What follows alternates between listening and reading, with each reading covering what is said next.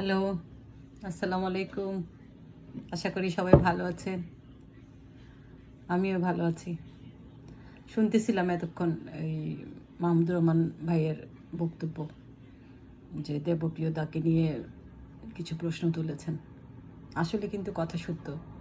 আমরা 15 বছর দেবপ্রিয় দার কথা শুনেছি, প্রচুর শুনেছি। উনি আমাদের অর্থনৈতিক অবস্থা নিয়ে বেশ ভালো ভালো কথা বলেছেন, যেগুলো আমাদের জন্য দেশের জন্য আসলে গুরুত্বপূর্ণ ছিল।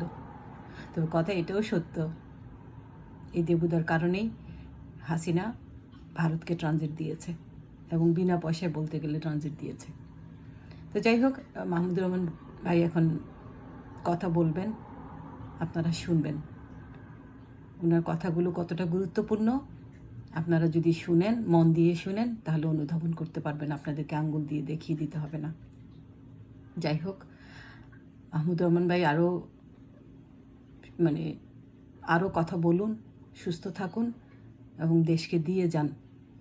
আর আমাদের এখন সময় ওনার মেধা, প্রজ্ঞা, অভিজ্ঞতা থেকে আমাদের কাজে লাগানো, ওনার ভাবনাকে কাজে লাগানো বাংলাদেশের স্বার্থে। আমি জানি না ডক্টর ইউনূস সরকার ওনাকে কোনো কাজে লাগাবেন কি না, তবে যদি লাগাতেন তাহলে আমাদের দেশের উপকার হতো।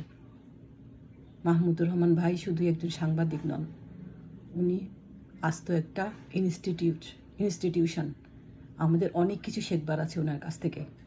তো আপনারা যারা সরকারে আছেন, নতুন দেশ গড়বার জন্য চিন্তা ভাবনা করছেন, ওনাকে কাজে লাগাতে পারেন।